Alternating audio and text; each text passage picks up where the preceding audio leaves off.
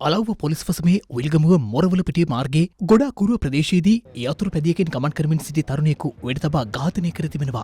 ඊයේ රාත්‍රී 10:11 අතර කාලය තුල අදාළ ඝාතනය සිදු කර ඇති බවට තොරතුරු ලැබෙන අතර නවීන පණ්ඩේ ගිනියවයක් භාවිත කරමින් වෙඩි තැබීම සිදු කර ඇති බවටයි සැක කෙරෙන්නේ. අදාළ තරුණයා වැටී සිටි ස්ථානයේ තිබී කිසිදු හිස් පතුරම් කොපුවක් සොයා ගැනීමට නොහැකි වී ඇති අතර ඔහුගේ හිස මුහුණ පපුව සහ අත්වල වෙඩි ප්‍රහාර බවට සැක කෙරෙන තුවාල දක්නට ලැබෙන බව පොලිසිය සඳහන් කළා. මියගොස් ඇත්තේ නාරම්මල මැටියගනේ ප්‍රදේශයේ පදිංචිව සිටි 28 හැවිරිදි තරුණයෙක්.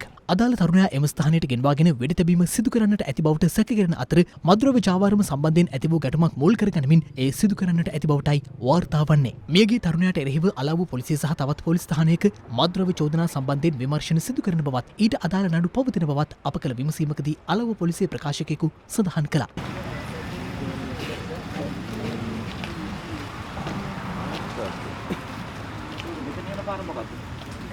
ඒ අනුව වසරේ මේ දක්වා කාලය තුළ සංවිධානාත්මක අපරාධකාරී සමාජිකයන්ගේ මෙහෙයවීම මත සිදු කළ සිව්වන වෙඩි තැබීම මේ වන අතර මියගිය පුද්ගලයන්ගේ සංඛ්‍යාවද 4ක්. ඊට අමතරව කුඩා ළමුන් 2 දෙනෙකු ඇතුළු සිව් දෙනෙකුට එම වෙඩි තැබීම් වලින් තුවාල සිදුව තිබෙනවා. මේ අතර පෙරේදා රාත්‍රියේ ජින්තුපිටිය 24 වත්ත ප්‍රදේශයේදී පුද්ගලයෙකු වෙඩි තබා ඝාතනය කිරීමේ සිද්ධියක් සම්බන්ධයෙන් සැකකරුවන් සිව් දෙනෙක් අත්අඩංගුවට ගෙන තිබෙනවා. සිද්ධිය සම්බන්ධයෙන් අංශ කිහිපයක් ඔස්සේ විමර්ශන ආරම්භ කළ අතර එම නිලධාරීන් කණ්ඩායමක් ඔවුන් අත්අඩංගුවට ගැනීමට ඇති බවයි වාර්තා වන්නේ. කාන්තාවක් ලෙස වෙස්වලාගෙන බුර්කාවක් හැද පැමිණි පුද්ගලයෙක් සහ තවත් අයෙක් පිස්තෝල වර්ගයේ අවයක් භාවිත කර 42 හැවිරිදි පුද්ගලයෙකු එලෙස වෙඩි තබා ඝාතනය කළ අතර එහිදී ඔහුගේ 9 හැවිරිදි පුත්‍රයාට සහ නැගණියගේ 3 හැවිරිදි දියණියටද තුවාල සිදු වුණා.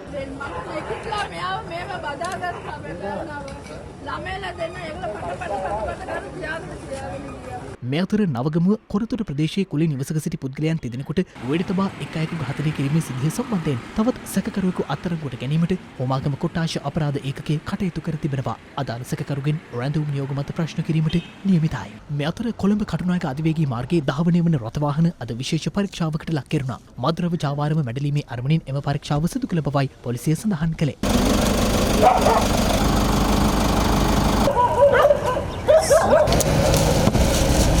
මේ අතර ඉකුත් වසරේ සිදු කළ මද්‍රව්‍ය මෙහෙයුම් වල ප්‍රගතිය සම්බන්ධයෙන් පොලිස් මාධ්‍ය ප්‍රකාශකවරයා මෙලෙස අදහස් පළ කළා. හෙරොයින් කිලෝග්‍රෑම් 1821ක් ග්‍රෑම් 174ක් පොලිස් බහරයට අපි ගත්තා. ගංජා කිලෝග්‍රෑම් 17189ක් පොලිස් බහරයට ගත්තා. අයිස් කිලෝග්‍රෑම් 3865ක් සහ මත්පෙති කරල් ලක්ෂ 40කට ආසන්න ප්‍රමාණයක් පොලිස් බහරයට ගත්තා. ඔබ දන්නවා සමාජයේ කතිකාවතක් ගියා අත්අඩංගුවට ගත් හෙරොයින් වලට එහෙම නැත්නම් මද්‍රව්‍ය වලට සිදු දේ පිළිබඳව. ශ්‍රී ලංකා පොලිසිය ඉතාම පැහැදිලිව 2024 වසරේදී හෙරොයින්, අයිස්, කෙටමින් සහ කොකේන් කිලෝග්‍රෑම් 1890ක් ග්‍රෑම් 512ක් මේ සියලුම අධීක්ෂණයකින් යුක්තව විනාශ කිරීම සඳහා යෙදෙව්වා. 2025 වසරේදී අපිට හැකියාව ලැබුණා හෙරොයින් කිලෝග්‍රෑම් 494ක් විනාශ කරන්න. ඒ වගේම ඔබට මතක ඇති 2026 වසරේදී අපි ආරම්භක ප්‍රවේශයක් ගත්තා ජනවාරි මාස 2 වෙනි දින කිලෝග්‍රෑම් 171ක් විනාශ කරන්නට අපිට හැකියාව ලැබුණා. අපි විශේෂයෙන් මහජනතාවගෙන් ඉල්ලා සිටිනවා. ඔබට යම්කිසි තොරතුරක්, පණිවිඩයක්, සැකයක් පිළිබඳ යම්කිසි දෙයක් ලැබුණොත් කරුණාකරලා ශ්‍රී ලංකා පොලිසියේ 18 හෝ 118 හෝ 119 මේ ස්ථානවලට ලබා දෙන්න.